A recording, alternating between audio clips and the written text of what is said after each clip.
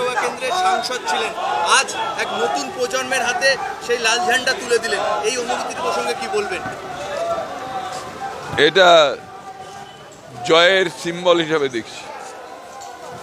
জয়ের সিম্বল হিসেবে দেখছেন, কিন্তু যারা আপনাদের বিরোধী রয়েছে, একদিকে অর্জুন তারা হারবে, ভৌমিক, তারা কিন্তু জোর কদমে তারা হারবে। তারা তো বলছে 2 লাখ ভোটের বেশি জিতবো। 2 লাখ ভোট দেখেছি জীবনে কোনোদিন? তারা ভোটের আগে প্রচারে নামার আগে আপনার সাথে একটা সাক্ষাৎকার করেছিল, কোথাও এখন আমি তো 1.25 লক্ষ ভোটে মধ্যে জিতেছিলাম লাস্ট। এটা 2 লাখ ভোটে জেতা ওটা সোজা কথা?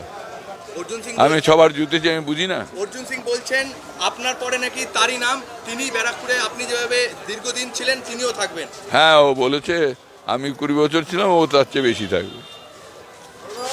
আজ যে দেবদূত বাবু নতুন একটা প্রজন্মের নতুন প্রার্থী পেল, এই প্রসঙ্গে কি বলবেন? ব্যারাকপুর মানুষকে কিভাবে আহ্বান করবেন? এই তো আমরাই নতুন প্রজন্মের এই প্রার্থী সিলেক্ট করেছি, এটা আমি আর বলবো কি?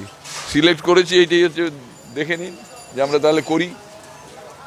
ইলেকটোরাল বন্ড প্রসঙ্গে কি বলবেন? ইলেকট্রাল বন্ড হচ্ছে পৃথিবীর সবচেয়ে বড় হচ্ছে তোলাবাজি, কিন্তু আইন করে। অদ্ভুত ব্যাপার যে আইন করে তোলাবাজি করা যায়, এটা একমাত্র নরেন্দ্র মোদীই দেখালো পৃথিবীতে।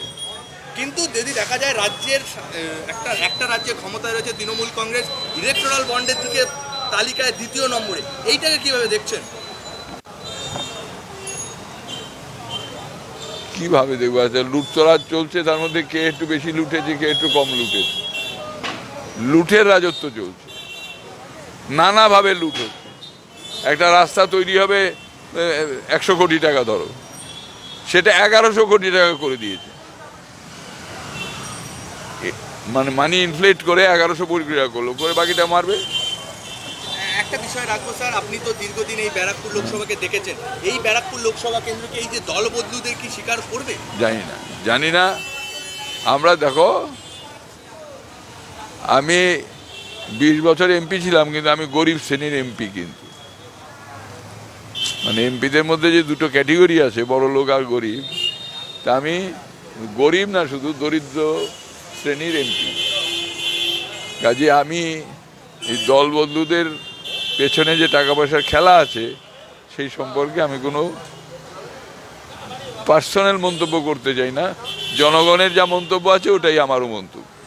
শেষ প্রশ্ন রাখবো একটাই, এই যে আগামী দিনে ব্যারাকপুরে কি কি করা দরকার ছিল, আপনি যদি সাংসদ কি কি করার চিন্তা ভাবনা নিতেন? কল্যাণী পর্যন্ত, কল্যাণী রোড ধরে হচ্ছে কি বলে মেট্রো, আর সার্কুলার রেল ডবল, একটা ক্লকওয়াইজ ঘুরবে, একটা অ্যান্টি ক্লকওয়াইজ ঘুরবে। হ্যাঁ, আর ওই কোচগুলোকেই যদি আমি এসি করে দিই, তাহলে ওটা মেট্রো হয়ে গেল। এই ছিল পরিকল্পনা। এই পরিকল্পনাটা একমাত্র মমতা যখন মন্ত্রী তখন ওকে বলেও ছিলাম, যাই হোক হয়নি। এবার যদি আপনারা ক্ষমতায় আসেন, সেই জায়গায় ব্যারাকপুরের জন্য কি বার্তা দেবেন? দেবদূতকে হাত দিয়ে কি করানো হচ্ছে?